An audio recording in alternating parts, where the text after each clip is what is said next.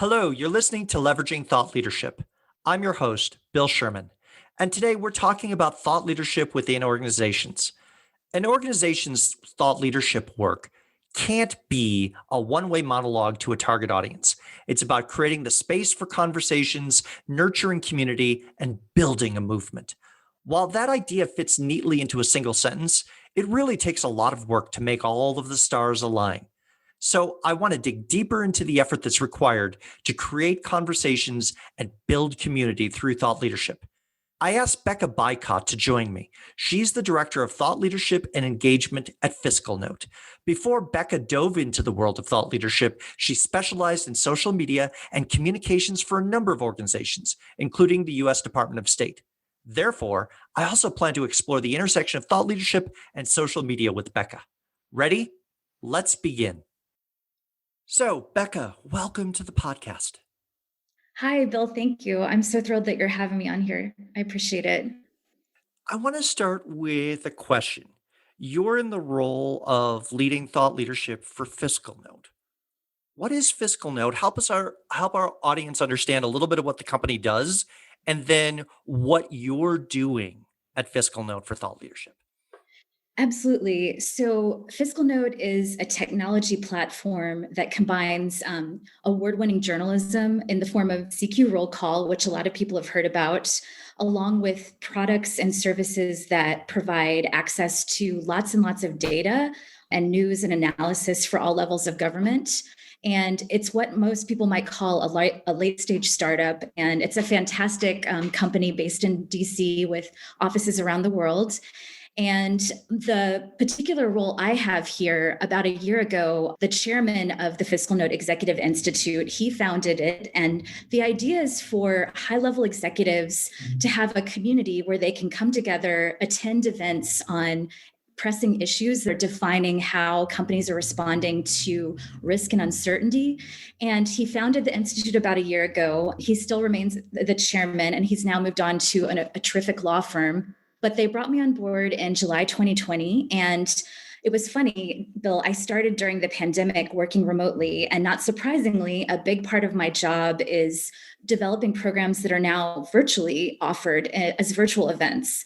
But in my role, FiscalNote has tons and tons of great companies we work with. And the idea is to give executives with those companies a really exclusive, interesting experience through thought leadership, both by meeting people across industries in their different roles and kind of solving problems together and defining what those issues are. And again, maybe also inviting them to events where we have interesting speakers who can provide context and unique perspectives on different issues. And the issues that the Institute covers, we look at something called ESG, environmental, social, and corporate governance and sustainability. We look at global affairs, diversity, equity, and inclusion, and also tech and innovation, because we are a tech company and there's so many fascinating things happening in the tech space when it comes to government regulation and legislation. And our audience is, we tend to have like vice presidents of government affairs, senior general counsels at global companies around the world. And so you're looking to equip them not with necessarily the latest information on policy and legislative affairs that's going on, but getting them to think a little bit more broadly through the Institute. Is that a fair summary of how the Institute fits with the mission of Fiscal Note as a whole, or how would you describe that? I think that's a good way to put it, Bill. It's more like they already know a lot of the news and recent developments. It's more like putting it into a larger context, being more proactive in their leadership through their companies than reactive. I think when you think about news and updates that happen on a day-to-day basis, that's kind of more maybe what their teams are doing. And the people who are part of this institute, they're looking for almost like a look ahead of what's coming down the pipeline, so that they're actively ready with their companies, how they're structured, how they're conducting public affairs, how they're doing responding to litigation, and just being really well positioned to define how those issues that are coming down the pipeline are going to shape their companies and how their companies are going to present important stories about the work they're doing, and being sort of creatively nimble and responsive in that space, but with the right analytics and insights to equip them to do that. Well, and you've got a very specifically defined sort of audience, like you said, in terms of governmental affairs at these companies around the world. And my sense is at the leadership level, there's the need to create a sense of community among these folks because what happens is when you're in an organization, if you're looking at the world through your lens, there are probably only a handful of people within your organization who know what you're talking about, right? And so, can you come together with peers? So, talk to me a little bit about the community aspect that you're approaching through the Institute. Absolutely. So initially, when the Institute was founded, there were these incredible conversations that Dave Curran, our chairman of the Institute, curated. And they were closed door, off the record, again, like where people could just sort of speak freely about the different things they were experiencing. Now, since we've pivoted and we're in the pandemic, we're trying to think of innovative and creative new ways to keep that community going, but with virtual events. And some of the things that we provide, we have what we call pre-reads. They're articles that we put together before a program happens, so that if I'm a busy executive, I can glance through like one or two articles and maybe even think of questions I want to ask the speakers that are going to be a part of an F&EI program. So we do things like that. We have events for our board. We have an advisory board that also is a community within the community that we've already created. And we also invite people to stay connected through LinkedIn. A lot of our speakers that we pull together, they're often executives from these places that our audience is already, working. For example, we've had a great series of programs that have involved Stephanie Childs. She's head of global government relations for Kimberly-Clark Corporation. And she's an incredible example of a leader in government affairs. And she uniquely came to one of our recent events to talk about her experience with diversity, equity, and inclusion, like how she brings that to what she calls lobbying with social good, like taking what she is passionate about and bringing it to her work with Kimberly-Clark, but also as a very successful Black woman in industry, an area where, sometimes you're the only Black woman in the room. So to kind of speak to your question about community, we're giving her a chance to tell her story and then also give other high-level government affairs executives a glimpse and a personal connection to her insights of that particular topic of DEI. So you pointed towards, and since we're recording in the middle of the pandemic, where in-person events, and like you said, those informal dinners and get-togethers where you sit down over a meal or a glass of wine and talk candidly. How are you creating the opportunities for community when people can't break bread together, when they can't grab a drink and speak their minds as clearly, and we're all inside little Zoom boxes in the Brady Bunch world, right? Yeah, no, I think it's a real challenge for a lot of people right now, whether you're leading thought leadership or just general event planning. And I think it's interesting. It's kind of been an evolution just within the past 9 months. Like, I think initially there was this big rush to do a lot of, I don't want to say gimmicky things, but kind of just very basic digital engagement strategies like a poll ahead of time or, getting everybody to scan a QR code and then like a word cloud popping up. And I think those are still really valuable ways to get the audience excited to be in the moment, to share their personal take on things. But what I am increasingly turning to, honestly, just a general icebreaker where you ask people, to tell their name, where they're from, and their favorite city in Europe that they hope to visit as soon as the pandemic is over. And that seems like such a tiny, basic thing. But I think creating this like sense of human connection and just getting to know people, even if it's just through a quick icebreaker at the beginning of the event. The other thing we really try to do is, we're doing more videos actually, where we're filming a speaker, sharing their perspective on the topic that we're doing. But not just that, after the program is over, turning to a participant who attended and asking them if they want to share their thoughts. So kind of just giving more faces and human experiences to the typical virtual event experience. We've also really re-energized the LinkedIn page for Institute, and that's where we share these videos. That's where we take polls and things like that. But just again, kind of moving beyond almost these like one-off digital engagement I don't want to say tricks, that's not what they are, but like really giving people a chance to talk. Another thing that's inherent to most of our programs is we really encourage everybody to keep their camera on, to unmute themselves and ask questions. So it's not just like streamlined to a side chat, but they actually get to talk. And most of our programs are, the first ones I did were about, 40, 50 people. So you have a small enough group where people have time to do that. But I think we want to feel human connection, and we want to chime in and do a poll or whatever, but we also just want to feel present.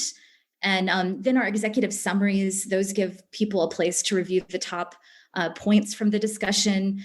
But then after the fact, just really encouraging people to stay in touch. The other key thing that we've done that I should definitely bring up is starting in 2021, rather than just doing a program topic here, a program topic there, we're trying to build more continuity and community around how we present our programs. So we're doing a thought leadership series around a specific topic. For example, we're in the middle of wrapping up a global affairs thought leadership series. The first program focused on the EU-US transatlantic relationship. And this program we're doing next week on February 10th features Kevin Rudd, the 26th Prime Minister of Australia. But in getting the awareness of those events together, we, really encourage people, if you've come to this program, definitely come to the next one.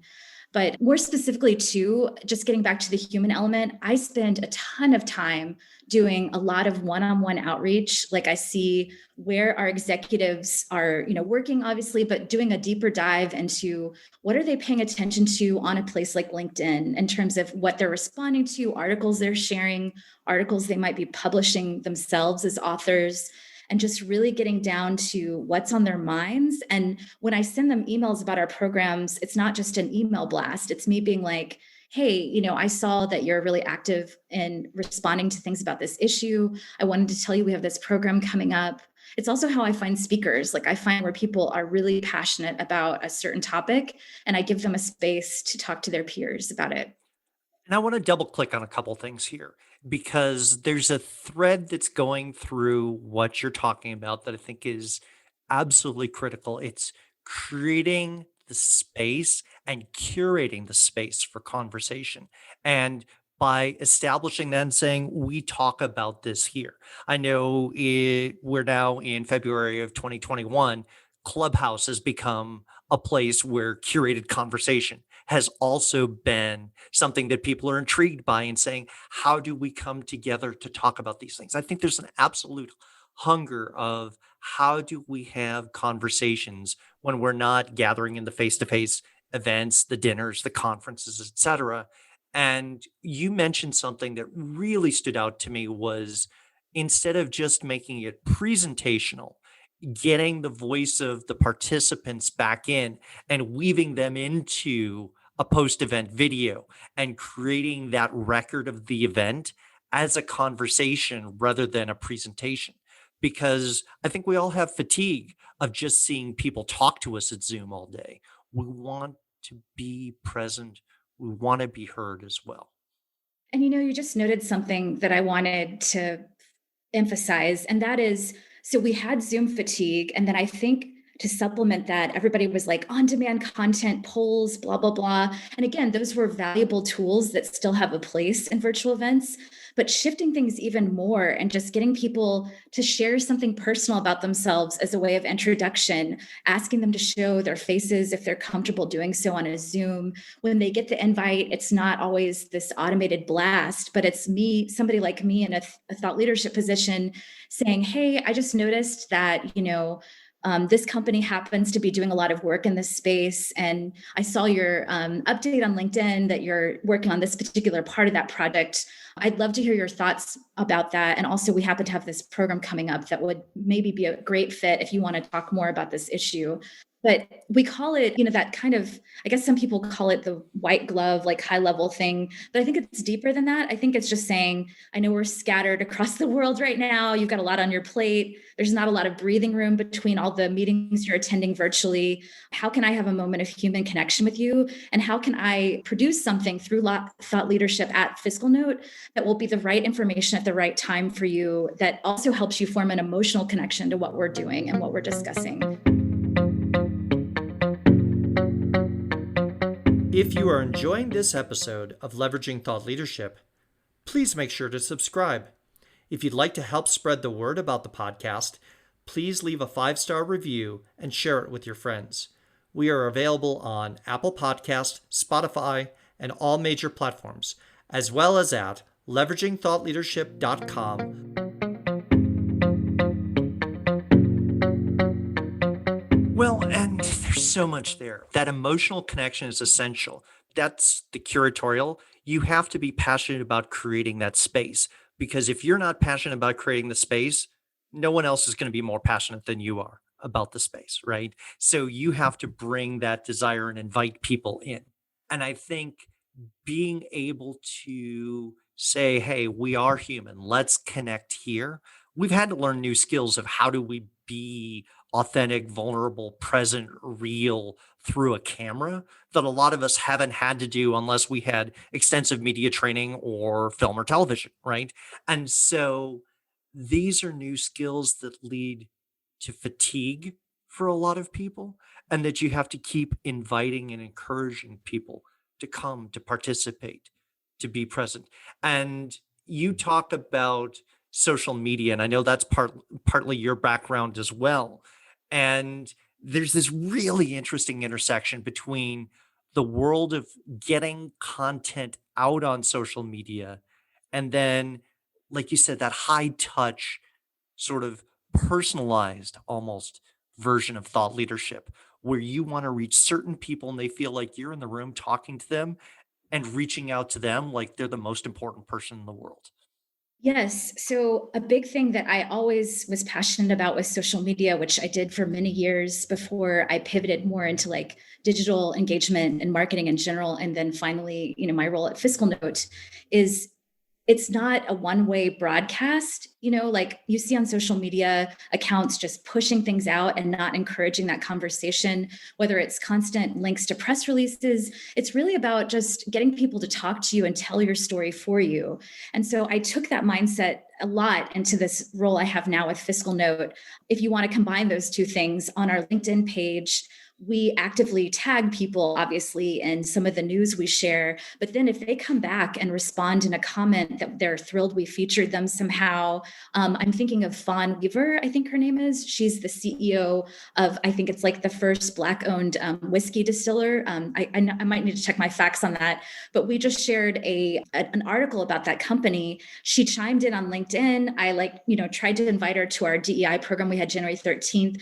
She was busy, but she just replied today saying, "Oh, I'm sorry I missed this." And I responded to her as me, and I was like, "Hey, Fawn, no problem. Here's the executive summary from the discussion. I'd love for you to check it out." And through even just that incremental tiny bit of engagement, I'm now thinking, wow, how cool would it be to stay in touch with Fawn? I mean, she just met me, quote unquote, on LinkedIn and sort of discovered our institute through LinkedIn. But that's sort of a very specific example, but that's kind of the That's a perfect example, because one of the things that really makes the difference is if you put the white paper out there, right? And you can have the best thought leadership in the world, you can have the white paper, whatever, but it doesn't have the personal touch. And thought leadership often requires that personal touch, that human to human connection, where the other person feels seen for who they are and they see you or the organization for what you are and what you stand for, right? And those moments of connection, you're looking to manufacture in thought leadership one on one, but also to equip the organization to create them more effectively. Absolutely. And I mean, this is another side effect of the pandemic, right? Like people are bombarded with information. They're bombarded with invites to virtual events. They're bombarded with too much social media time, whether it's like monitoring what's happening in the world or just, doing their job of like seeing what's happening with their companies.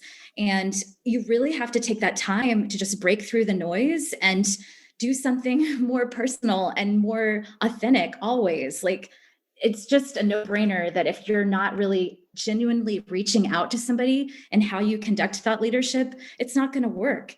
And you have to be really strategic with it too, right? Because most people who work, whether it's in thought leadership or another aspect of, working with high level executives, people's time is so short. And you have to think of a really personal, powerful way to make sure you know that you want to give them the best information possible, the best experience possible. And that's what I try to do every day at FiscalNote. I also should say that everyone I work with on my team has that same mindset. My supervisor, Crystal Putman Garcia, who's our chief marketing officer, she's a big advocate of just incredibly personal one-on-one outreach with all these executives I talk to. And I think that's an element too, just to speak to like, how is this happening with digital engagement and personal community building? Like you have to have people in your wheelhouse in your role who are wanting you to achieve that kind of success. They understand why you need to spend time responding to a comment on LinkedIn or researching a company, so that when you talk to someone at that company who's very high level, you know exactly why you're taking their time and attention. Well, and this is sort of the paradox of social media, right? If you look from pure social media perspective, you put out a post and say it only got 3 likes. You'd look and you go, okay, that's kind of a failure. We didn't get reach. We didn't get much engagement. But from a thought leadership perspective, if those 3 people are high value individuals that you were trying to reach and they engaged with a like or a comment, that may be a raging success because you're building a relationship with someone that you've been trying to connect with, or you've deepened a connection. Whereas from the standard, content marketing or social media metrics, you'd look and go, well, that was a waste. Don't do that ever again. Right. Yeah. And I wanted to mention one other thing, and this is something I've gotten gradually better at in my role, but I'm now just very actively thanking everybody and sharing on my own profile on LinkedIn. Like I think showing gratitude and acknowledging the relationships that made something so valuable. It seems like, again, a simple household item, but I think sometimes people on social media who are expressing something about thought leadership, they're pushing things out. They're just posting. You really have to say, who are the people who brought this together in like a symphony of knowledge and ideas sharing. So when I, for example, shared our diversity, equity, and inclusion program, our executive summary from that event, it was at the end of January, and I was like, I'm just going to be really very real for a second. And I think I shared something about how January was such an emotional roller coaster of a month between, the inauguration and what happened at the US Capitol and everything. Just like I said, it felt like a year and a month. So when I shared the executive summary, I said, all this stuff has happened in January. It's felt like a roller coaster. One anchor for me was being able to help support an event on diversity, equity, and inclusion, and these incredible speakers who joined us. And at the end of it, I think I said, I'm just so grateful to have the opportunity to help play a small part in elevating these voices right now. Because during the chaos of January, that felt really good. It felt like meaningful, purposeful work. And I think as someone who also is in thought leadership, that's like why we love it so much, right? Because it feels very heartfelt, very timely, and very useful. And it's hard to experience that in many roles. And I think it's both the challenge and the opportunity of thought leadership. It truly is. It can be both exhausting and incredibly rewarding because part of it is you're looking at a future that could be, you're keeping an eye on today and saying, how do we shape today into the future that collectively we want, need, that will be better for us, the world, our community, etc. And those are the things that you wake up at 2 in the morning and you're still thinking about, and you're saying, who else do I need to bring into this conversation, either because they're a voice that haven't been heard before or because they can influence and get other people to hear this message if they adopt the idea. And so there's this process of always looking at the chessboard and saying, where next? How do we build this movement together? Yes, I think that's really eloquently stated. And it can be very tough to get those stars to align, like you're planning, for example, in the event space, like you want to have this great blend of speakers, right? From different industries, from different backgrounds, who are great talking, like sometimes somebody can be an expert in something, but maybe they're a little shy about even talking on a Zoom, although sadly, I think all of us are not shy anymore about Zooms because we We've have had to get over that real quick. but absolutely, like it's always an important goal for me that every event we organize for the Fiscal Note Executive Institute, whatever curated conversation I'm creating, I want it to be super representative. I want it to push the envelope a little bit. Maybe somebody who someone hasn't heard from before, but is a valuable voice in that space.